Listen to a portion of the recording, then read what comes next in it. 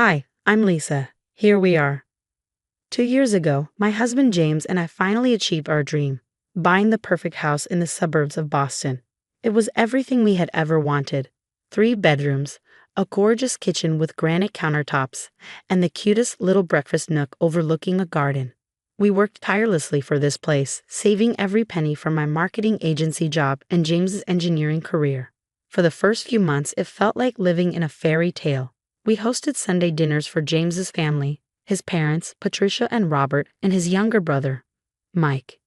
Patricia always brought her famous apple pie. Robert told his endearingly bad dad jokes, and Mike, though perpetually late, redeemed himself by bringing an excellent bottle of wine. It was perfect. This house was made for family gatherings, Patricia would say as she helped me clear the dishes. You two picked such a wonderful home. But then Mike started dating Sarah. At first, Sarah seemed nice enough. She worked in real estate, always dressed impeccably, and laughed at all the right moments. But something about her didn't sit well with me. She had this odd habit of wandering around our house during dinners, running her fingers along the walls, peeking into closets, and asking questions that felt calculated. Everything changed at last month's Sunday dinner. Mike stood up and announced their engagement, and naturally, everyone was thrilled. Champagne was poured, toasts were made. But then Sarah, swirling her glass with a sly smile, said, "Now that we're going to be family, we should talk about family properties." The room went silent. James squeezed my hand under the table. "What do you mean, family properties?" I asked, trying to keep my voice even. Patricia jumped in quickly, her tone overly cheerful. "Oh, families help each other, especially young couples just starting out." Mike nodded, giving me a smile that sent a chill down my spine. "Exactly, Mom. James and Lisa are already established. They could easily find another place." I nearly choked on my drink. Another place. Sarah chimed in, inspecting her manicure as if this was the most casual conversation in the world. "This house would be perfect for us, especially with the nursery we're planning." James stiffened beside me. Robert suddenly became engrossed in his phone. The perfect family dinner crumbled into a series of awkward glances and forced throat clearing. Looking back, I should have seen it coming. The way Sarah had been mentally measuring our rooms, how Patricia kept dropping hints about family obligations in recent weeks. But nothing could have prepared me for what happened next. And trust me, you'll want to hear every detail of how this entitled disaster unfolded. The very next morning, the text messages began. Mike sent me a novel-length message about doing the right thing for family and how Sarah had already started planning renovations.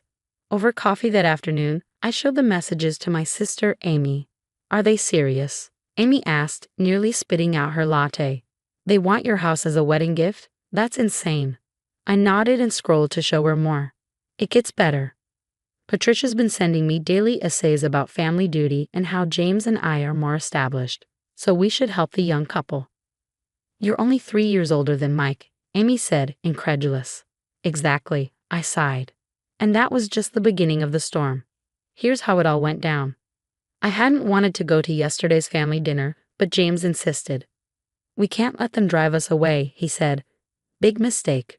The moment we walked in, Sarah launched into a monologue about paint samples for her future living room.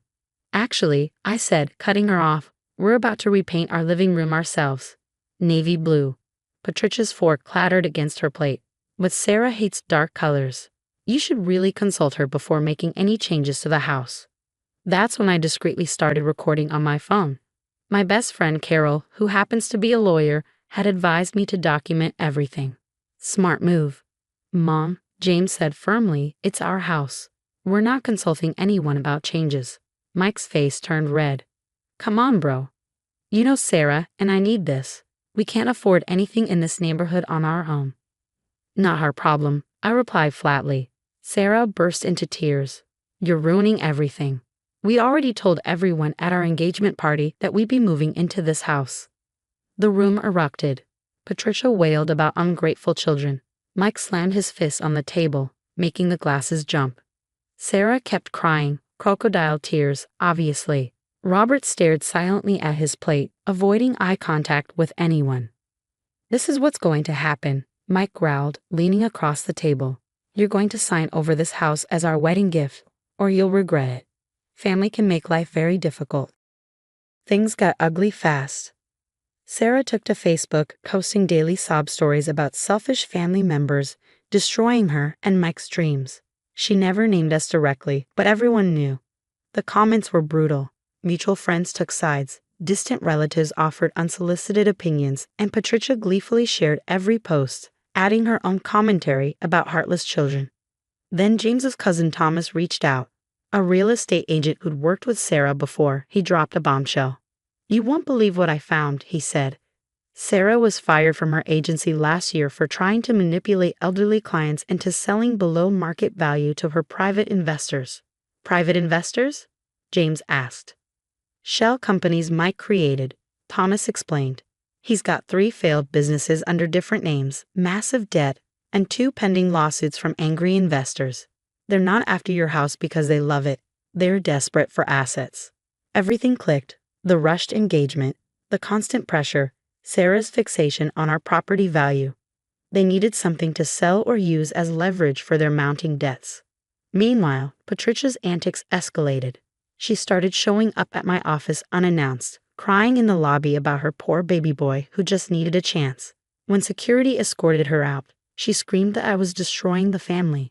One of my clients, witnessing the spectacle, suggested a restraining order. Carol sent them a formal cease and desist email, warning that further harassment would have consequences. Their response? Mike created a YouTube video titled How My Brother's Wife Tore Our Family Apart. It spread quickly in our local community, and my phone blew up with messages from church members, old classmates, and even my daughter's dance teacher, all asking what was going on. Amy, my sister, helped me organize everything: screenshots, recordings, witness statements. "They're digging their own grave," she said as she sorted evidence into neat folders. "Keep letting them talk." The family split into clear camps. Robert, finally breaking his silence, called James privately. "I can't support what they're doing," he admitted. "I found credit card statements. Mike's in deeper trouble than anyone knows." Thomas dug even deeper into Mike's finances. He's been borrowing from everyone, family, friends, even sketchy online lenders. Sarah's been helping him hide it all. But they're about to crash hard. Through it all, I stayed quiet, carefully documenting every threat, every lie, every manipulative attempt. Let them think they were wearing us down. Let them get bolder. Because while they were busy trying to destroy our reputation, they had no idea Thomas and Carol were building an airtight case against them. And then the reckoning came. Thomas submitted his findings to the state licensing board. Within hours, Sarah's real estate license was suspended, pending investigation into her illegal property schemes.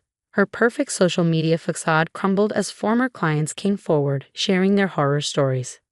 Sarah left a furious voicemail. "I can't believe you ruined my career. This is all your fault." But it wasn't my fault. It was theirs. Sometimes the best revenge is letting people's true nature come to light. Revenge isn't about getting even. It's about holding up a mirror and letting karma do the rest. The dominoes were just starting to fall. Carol filed our harassment case, presenting a flawless package of evidence: recordings, screenshots, witness statements, YouTube videos, social media posts, and even Patricia's meltdown at my office. Everything was documented in meticulous, chronological detail. Then came the next wave. Mike's former business partners stepped forward with proof of his fraudulent schemes. Those shell companies, not just failing, illegal. The police got involved, and suddenly Sarah's designer bags started appearing on resale sites. She was clearly trying to distance herself from the chaos. I had no idea about his debts. Sarah wailed in a tearful new video, her engagement ring conspicuously missing. He lied to everyone. Patricia scrambled to do damage control, but her attempts to paint it all as a misunderstanding fell flat against the mountain of evidence. Mike's response? He showed up at our house one night, drunk and raging about how we ruined everything. Our security cameras captured it all, and the restraining order came through the next day. As for Sarah, she moved back to her parents' house in Ohio. "Don't contact me again," she texted Mike. "My lawyer will handle everything." The final blow came when it was revealed that the online lenders Mike had borrowed from weren't exactly legal. The FBI got involved, and watching him do the perp walk on local news felt surreal. Patricia sold her prized country club membership to help cover Mike's mounting legal fees. The same people who had called us heartless were now avoiding her in a grocery store. Funny how fast social circles shrink when scandal hits. As for us, our house finally feels like home again, free of their toxic energy. We still host Sunday dinners, but now with people who actually care about us. Amy, Carol, Thomas, and even Robert, who's slowly rebuilding his relationship with James without Patricia's interference.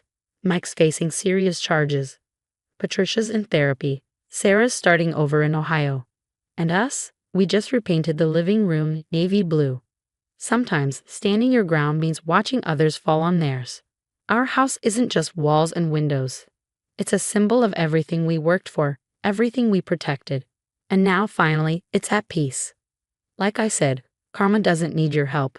It just needs an audience. So what would you have done if your brother-in-law declared your house a family obligation? Would you have exposed his schemes immediately or collected evidence quietly? Like we did. Share your thoughts in the comments. Some people say family should always come first, but where do you draw the line between supporting loved ones and enabling toxic behavior? Was I too harsh or not harsh enough? If you enjoyed this journey of justice served, don't forget to hit that like button and subscribe for more stories about standing up to entitled family members. Every like helps more people find these stories and maybe even gives them the courage to stand up for themselves too. This story has come to an end, but your thoughts could help someone going through something similar right now. What red flags did you notice early in the story that I might have missed?